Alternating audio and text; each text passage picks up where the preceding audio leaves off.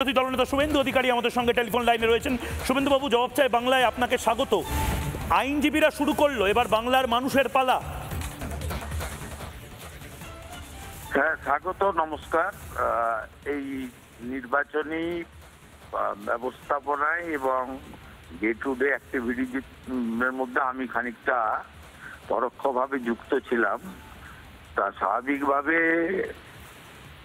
আপনি যেটা শুরু করেছেন যে কলকাতা হাইকোর্টের আইনজীবীরা শুরু করলেন, এখন আইনজীবী এবং কলকাতা হাইকোর্টে যারা ব্যবহারজীবী রয়েছেন এরা শুরুটা সবসময় করেন। ঠিক 2011 সালের আগেও কলকাতা হাইকোর্টের বার অ্যাসোসিয়েশন এবং ক্লাবের নির্বাচনেও একই সংকেত প্রথম এসেছিল।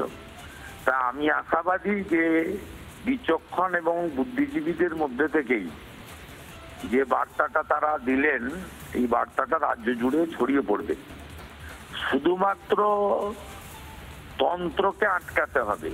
যে ধরনের গুন্ডামি, যে ধরনের রাহাজানি এই মুখ্যমন্ত্রীর নেতৃত্বে, তিনি গুন্ডাদের নেতৃত্বে পরিণত হয়েছেন, তার ভাষা গুন্ডাদের মতো, তিনি দেশকে হিলিয়ে দেবেন, এটা কোনো মুখ্যমন্ত্রীর ভাষা হতে পারে না। এইটা যদি রুখে দেওয়া যায় সবাই মিলে, তাহলে পশ্চিমবঙ্গে হাইকোর্ট ক্লাবের নির্বাচনের যে ফল তার থেকেও বড় ঝড় বা সুনামি বাংলার জন্য অপেক্ষা করছে, এটা আমি মনে করি এবং বিশ্বাস করি। শুভেন্দুবাবু, আরেকটা কিন্তু ভয়ঙ্কর জিনিস হয়েছে যেটা নিয়ে আমরা জবাব চাই বাংলা করছি।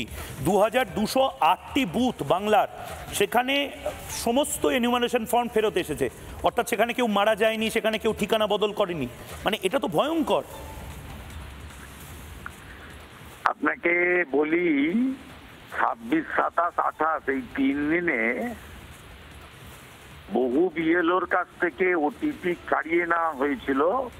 নেতৃত্ব দিয়েছেন মনোজ পন্ত, মুখ্য সচিব। তিনি জেলা শাসক এবং ডিও দের মাধ্যমে বিডিওরা, এতে সানু বক্সির মতো বিডিও, এরকম অসংখ্য আছে, সবাই নয় কিন্তু অনেকেই আছেন।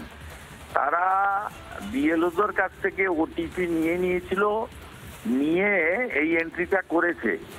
স্টেটে এটা ইলেকশন কমিশন আমার মনে হয় বুঝতে পেরেছে। আমাদের দিক থেকে তো প্রতি মুহূর্তে সতর্কবার্তা যা যা করার, দিল্লিতেও ডেলিগেশন মিট করেছে, এখানে করেছে, মেলে আমরা পাঠিয়েছি, হোয়াটসঅ্যাপে কমপ্লেন করেছি, আমরা খুব সতর্ক ছিলাম।